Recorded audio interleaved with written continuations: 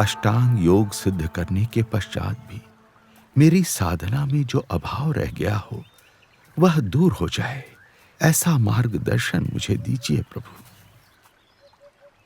अष्टांग योग का फल निर्विकल्प समाधि की स्थिति है, पर माया के प्रभाव से उस स्थिति में भी बाधाएं आ सकती हैं।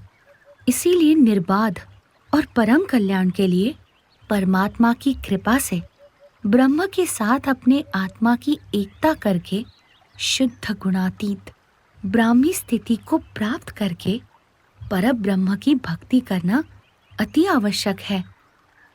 वही उत्तम निर्विकल्प निश्चय की स्थिति है और वही सर्वोच्च कल्याण है।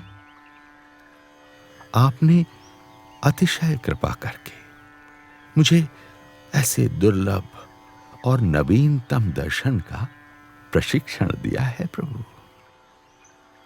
मेरे अंतर में आप ही का स्वरूप स्थित हो गया है नीलकंठ वर्णी। मुझे देह भाव की विस्मृति हो रही है। आपकी कृपा से मैं कृतकृत्य हूं नीलकंठ वर्णी।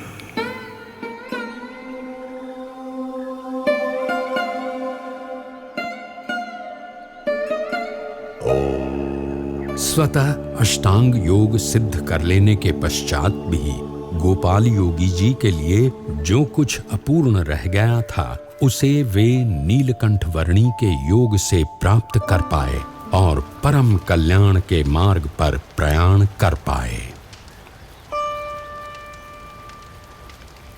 पृथ्वी पर कई ऐसे जीव थे जो अष्टांग योग जैसी उच्च साधना तो नहीं कर पा रहे थे, पर किसी न किसी प्रकार से मोक्ष प्राप्ति के प्रयास तो अवश्य कर रहे थे।